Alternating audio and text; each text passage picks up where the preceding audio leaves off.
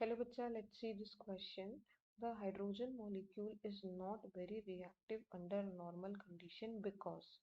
So basically हमें जो यहाँ पे बताना है वो यहाँ पे हमें ये बताना है कि जो हमारा हाइड्रोजन मॉलिक्यूल होता है वो अंडर नॉर्मल कंडीशन क्यों रिएक्टिव नहीं होता।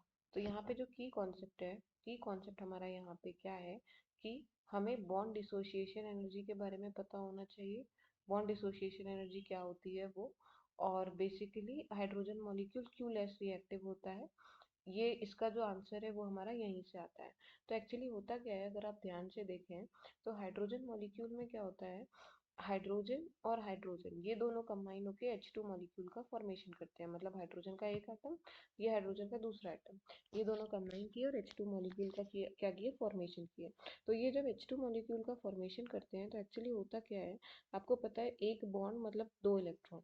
तो हाइड्रोजन मॉलिक्यूल में क्या होगा, एक इलेक्ट्रॉन इस हाइड्रोजन का होगा H का, और ये वाला एक इलेक्ट्रॉन इस H का होगा। तो बेसिकली दोनों H का जब एक एक इलेक्ट्रॉन आएगा तो यहाँ पे क्या हो जाएगा, यहाँ पे आपके पास ड्यूप्लेट का फॉर्मेशन हो जाएगा। किसका? ड्यूप्लेट। ड्यूप्लेट मतलब दो इलेक्ट्रॉन। और जब आपके पास दो इलेक्ट्रॉन है दैट मीन्स क्या कि आपका ये आपका क्या है, ये आपका H2 मॉलिक्यूल है। और H2 मॉलिक्यूल जो है वो यहाँ पे लेस रिएक्टिव है। क्यों? क्योंकि यहाँ पे ये क्या है, जो आपके पास H2 बना है ये आपका मोर स्टेबल है। तो मोर स्टेबल मतलब क्या कि बॉन्ड डिसोसिएशन एनर्जी जो है इस मॉलिक्यूल की वो क्या है, वो हाई है। बॉन्ड डिसोसिएशन एनर्जी मतलब आपका ये जो H2 मॉलिक्यूल है इसको तोड़ने के लिए, मतलब इसको जब आप ब्रेक करेंगे तो क्या हो जाएगा, H2 को जब तोड़ेंगे तो H और H अलग अलग हो जाएंगे।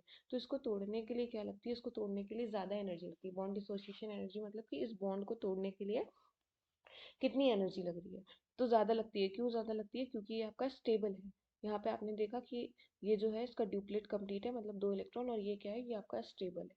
So the correct answer is your option number 3। Hope you understood it well.